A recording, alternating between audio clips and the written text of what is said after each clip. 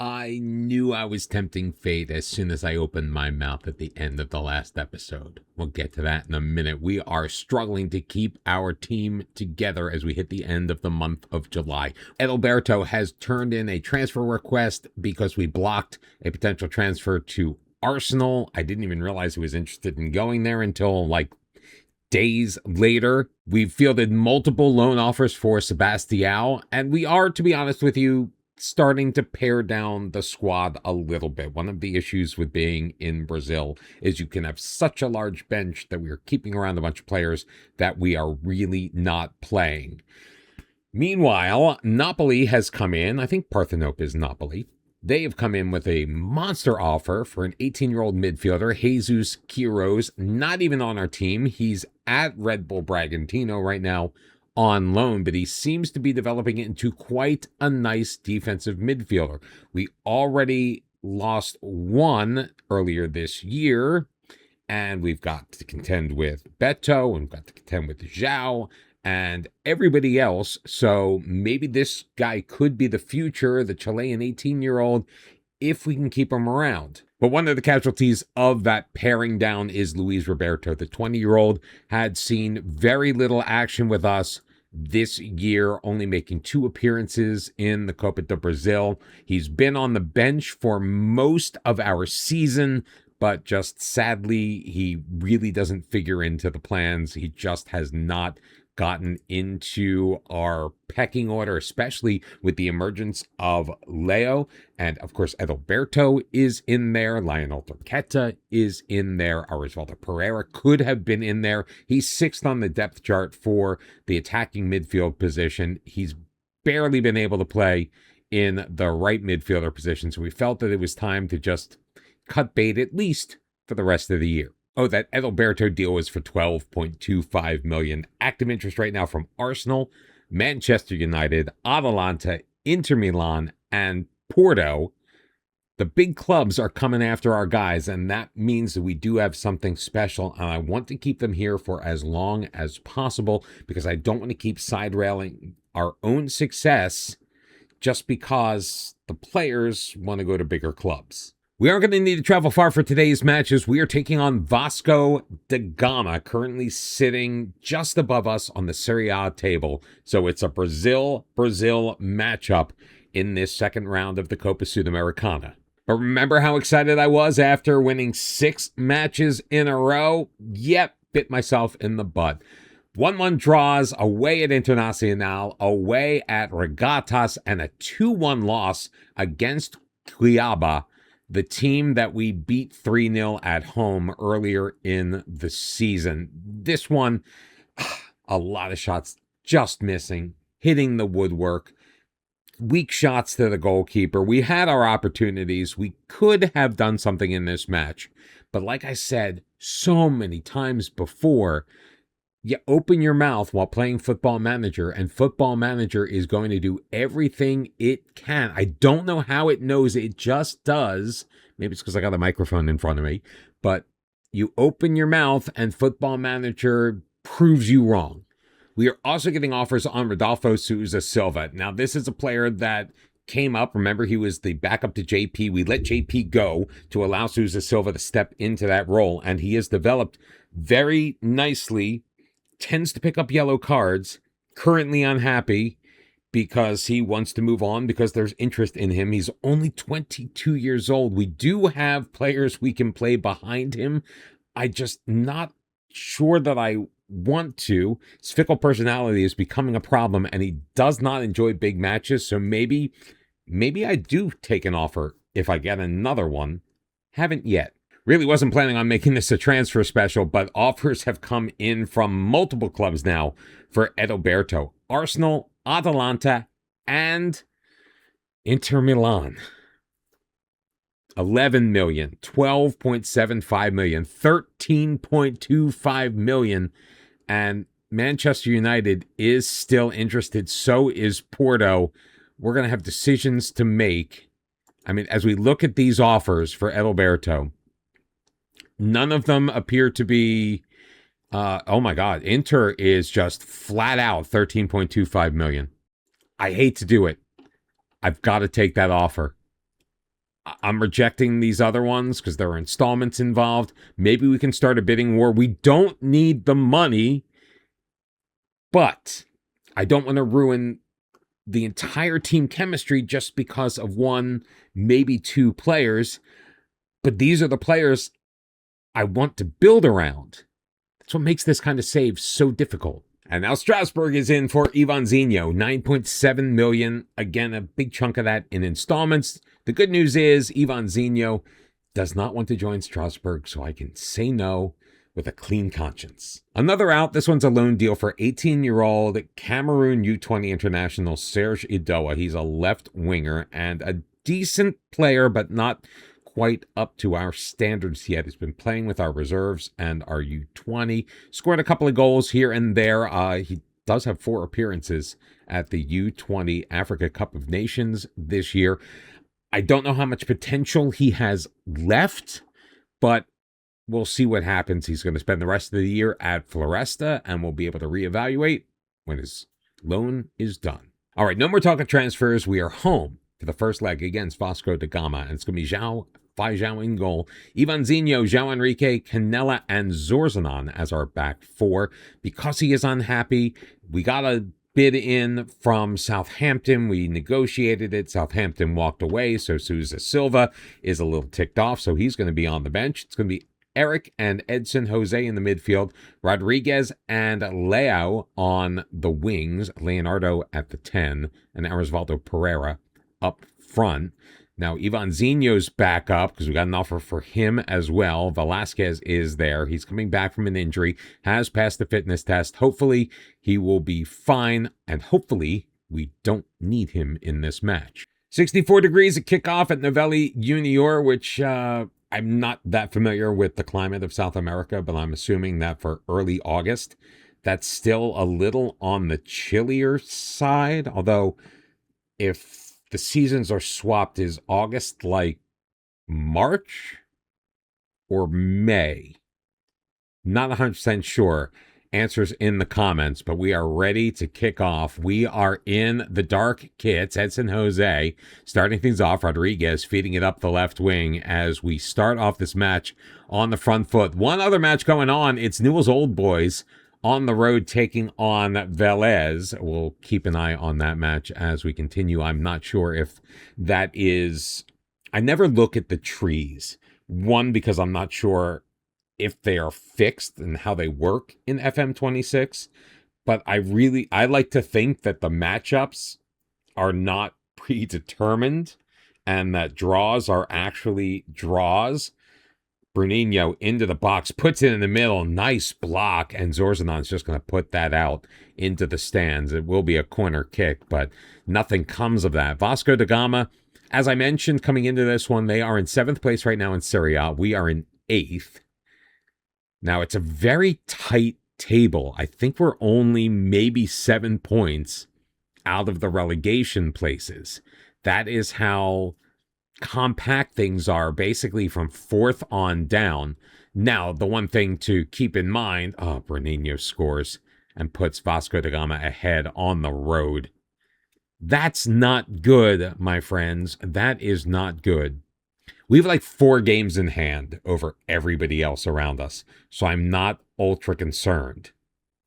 I'm a little concerned about our current run of form, in the fact that we haven't won in 3 matches, and we find ourselves down now as Zorzanon gets beat around the side.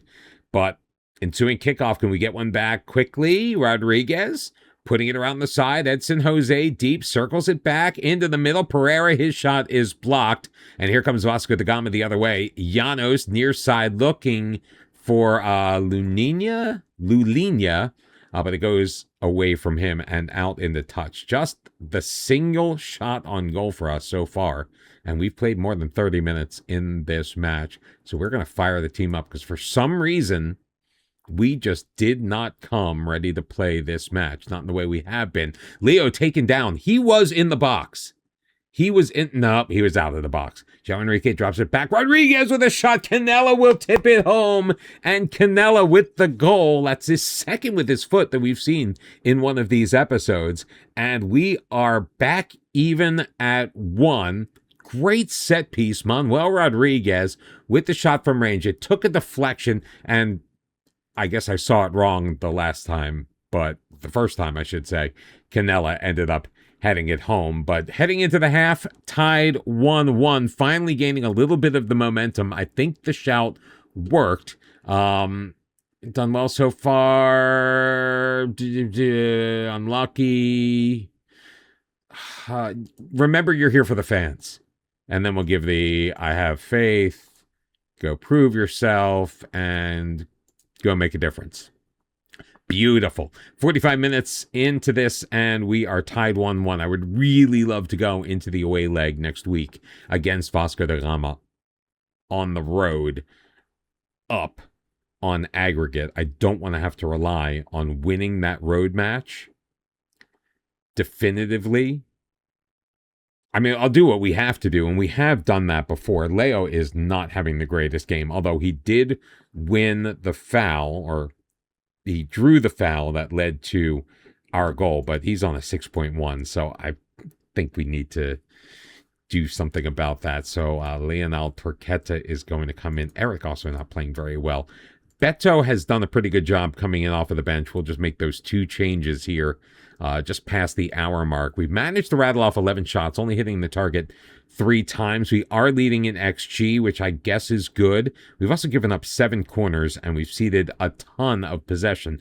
Velez with a 2-0 lead at home over Newell's Old Boys. Come on, boys. Let's go. We'll encourage the team. 15 minutes, though. Pereira. Come on. Pereira's done absolutely nothing. So Hermes Tucci, Leonardo, also not looking great.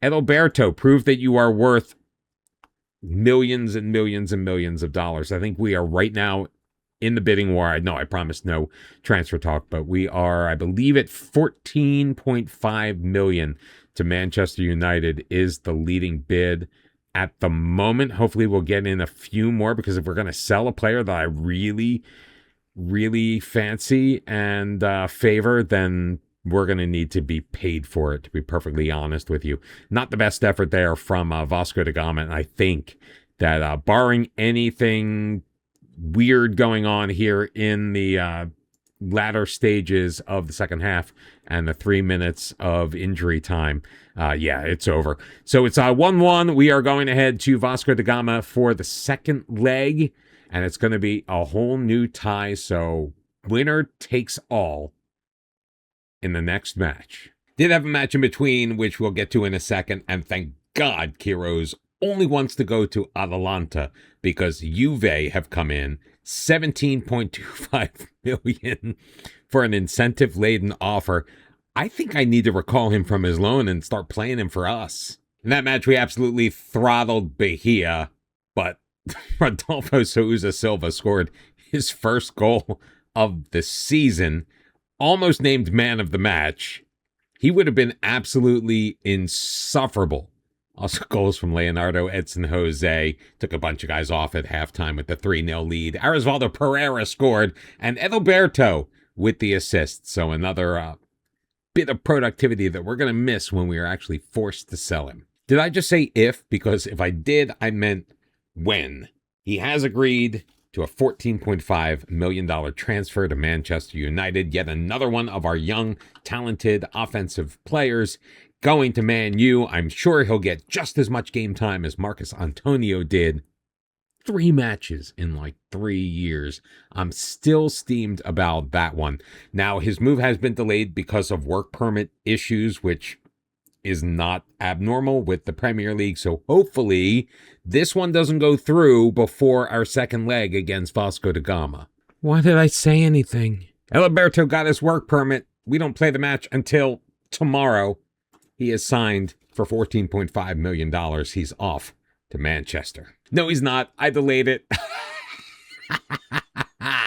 We're going to get one more game out of him because he is starting at the 10 for us. It is the second leg, the away leg against Vasco da Gama. We are the better team. We're ahead of them on the table by 2 points. We have played 3 fewer matches. We should win this, and we need to win this because we are tied 1-1 on aggregate right now. João Feijão is going to be in goal, of course, coming off of the back of his first clean sheet in quite a while. The four in front of him are going to be Vinicius Jr. back in the starting lineup. João Enrique, Canella, and Souza Silva scoring his first goal, as we just talked about. Beto and Leonardo in the midfield. Alberto at the 10. Pereira is going to be up front leading the line. And on the wings, it's going to be Rodriguez on the left-hand side and Edson Jose starting on the right in place of Leo. Hoping to carry over the good vibes from our last match and earn a seat in the next round of the Copa Sudamericana. Taking on Vasco da Gama on the road. We are playing our best team. Hopefully they show us their best. We are in the white kit with the blue stripes. I do love the fact that I chose the blue for that because honestly, those kits are gorgeous to look at. Vasco da Gama is in the dark kits, and 8 minutes in, not a single shot on goal from either team.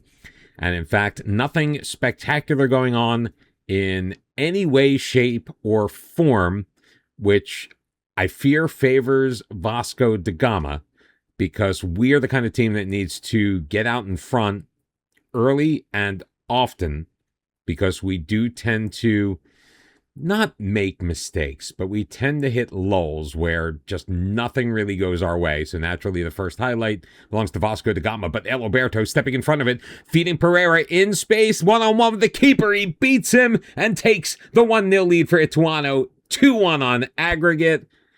They're checking to see if he was offside, and they have awarded the goal. Beautiful play. Alberto just all over the pitch, and no doubt whatsoever that Osvaldo Pereira was onside. If there is one thing that he does well, it is get into space. Now, he does not always successfully complete the finish.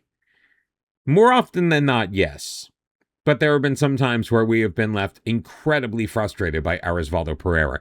Good to see him get off the schneid. Off of the goal kick, we do control at the edge of our defensive third, banding it about in the back a bit before getting it up to Rodriguez, quickly fed forward.